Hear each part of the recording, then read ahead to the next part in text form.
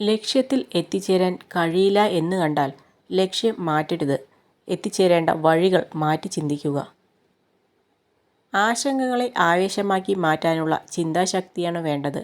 കഷ്ടപ്പാടുകളും തോൽവികളും പരിഹാസങ്ങളും മനുഷ്യജീവിതത്തിൽ ഒഴിച്ചുകൂടാൻ പറ്റാത്തതാണ്. അവയെ അഭിമുഖീകരിക്കാനുള്ള ചിന്താശക്തിയാണ് ജീവിത വിജയത്തിൻ്റെ ആയുധം. ആരൊക്കെ ജീവിതത്തിൽ ഉണ്ടെന്നു പറഞ്ഞാലും ചില സമയങ്ങളിൽ നമ്മൾ ഒറ്റയ്ക്കാണ്. സങ്കടമായാലും സന്തോഷമായാലും ഓടിച്ചെന്ന് പറയാനുള്ള ഇടം ശൂന്യമാണ് എന്നുള്ള തിരിച്ചറിവ് വല്ലാത്തൊരു വേദനയാണ്. സ്നേഹത്തിന് ഒരു മറുവശം കൂടിയുണ്ട്. ആർക്കത് അമിതമായി നൽകുന്നുവോ അവരാൽ തന്നെ നമ്മൾ അവഗണിക്കപ്പെടുമെന്നത്. ഇന്നത്തെ ദിവസത്തേക്കാൾ ഒരുപടി മുന്നിലായിരിക്കണം നാളെയെന്ന് മനസ്സിൽ ഉറപ്പിച്ചുകൊണ്ട് മുന്നോട്ടു പോവുക. വാക്കുകൾ വജ്രങ്ങളാണ്.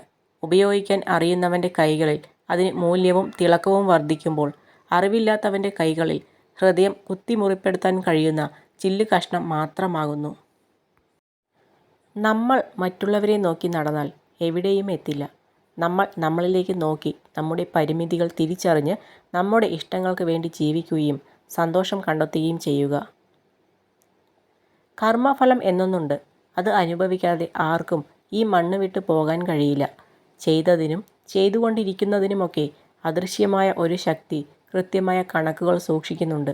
ആ കണക്കുകൾക്ക് മുകളിൽ തിരുത്തലുകൾ വരുത്താൻ പോകുന്ന കഴിവുകളൊന്നും ഒരു മനുഷ്യനും ഈ ഭൂമിയിൽ ഇന്നോളം ഉണ്ടായിട്ടില്ല.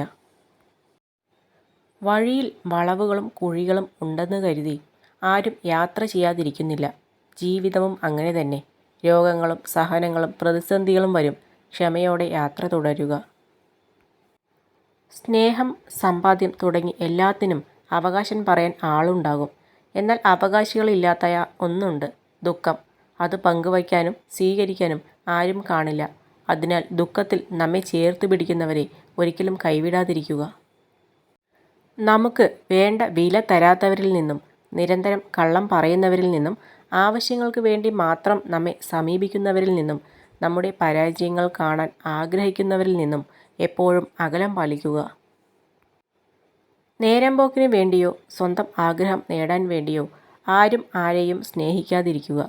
അവർ പറ്റിക്കപ്പെട്ടു എന്ന് അറിഞ്ഞു കഴിയുമ്പോൾ ഉതിർന്നു വീഴുന്ന കണ്ണീർ തുള്ളികളുടെ ശാപം ചിലപ്പോൾ ജീവിതാവസാനം വരെ പിന്തുടർന്നുകൊണ്ടിരിക്കും. അവസാനിപ്പിച്ചു പോയ ബന്ധങ്ങളെ തിരിച്ചു കൊണ്ടുവരുന്നതും പൊട്ടിയ കണ്ണാടി ചേർത്തൊട്ടിക്കുന്നതും ഒരുപോലെയാണ്. എത്രയൊക്കെ നന്നാക്കാൻ ശ്രമിച്ചാലും പഴയ ഭംഗി തിരിച്ചു കിട്ടില്ല. എന്തിനേയും ഒറ്റയ്ക്ക് നേരിടാൻ പഠിക്കുക. കാരണം കൂടെയുള്ളവർ ഏത് നിമിഷം വേണമെങ്കിലും മാറാം. വാക്കുകൾ കൊണ്ട് മുറിപ്പെടുത്തുന്നവരുടെ ലക്ഷ്യം ആത്മവിശ്വാസം നഷ്ടപ്പെട്ട് ഒരിക്കലും നാം ഉയർത്തെഴുന്നേൽക്കരുത് എന്ന് മാത്രം. സ്വന്തം മനോവൈകല്യങ്ങളാണ് വിളിച്ചു പറയുന്നത് എന്ന് മനസ്സിലാക്കി വാക്കുകളെ അവഗണിച്ച് ആത്മവിശ്വാസത്തോടെ മുന്നേറാൻ ശ്രമിക്കുക. നമ്മളുടെ സന്തോഷം നമ്മുടെ ഉത്തരവാദിത്വമാണ്. മറ്റൊരാളിൽ നിന്നും നമ്മൾ സന്തോഷം പ്രതീക്ഷിക്കുകയാണെങ്കിൽ എപ്പോഴും നിരാശരാകേണ്ടി വരും. ബന്ധത്തിൻ്റെ വില അറിയണമെങ്കിൽ ഒറ്റപ്പെടണം. സ്നേഹത്തിൻ്റെ വില അറിയണമെങ്കിൽ അനാഥനാകണം. ജീവിതത്തിൻ്റെ വില അറിയണമെങ്കിൽ മരണത്തോട് മുഖാമുഖം കാണണം. സ്നേഹവും ബന്ധവും ജീവിതവും ഒരുപോലെ ഉണ്ടെങ്കിൽ അതാണ് സ്വർഗം. വരാനുള്ളവർ വരും, പോകാനുള്ളവർ പോകും. ആരെയും നിർബന്ധിച്ച് കൂടെ നിർത്താൻ ശ്രമിക്കാതിരിക്കുക. കാരണം സ്നേഹവും പരിഗണനയും സ്വയം അറിഞ്ഞ് പകർന്നു കൊടുക്കേണ്ടതാണ്, അല്ലാതെ പിടിച്ചു വാങ്ങി എടുക്കേണ്ട ഒന്നല്ല. സ്വഭാവ ഗുണങ്ങൾ കൊണ്ടാണ് നമ്മൾ മറ്റുള്ളവരിൽ നിന്നും ഉയർന്നവനാകുന്നത്. സമ്പത്ത് വരികയും പോകുകയും ചെയ്യും. അതുപോലെയാണ് സുഹൃത്തുക്കളും. സമ്പത്ത് വർദ്ധിച്ചാൽ വ്യത്യസ്ത സ്വഭാവമുള്ള സുഹൃത്തുക്കളുടെ എണ്ണം വർദ്ധിക്കും.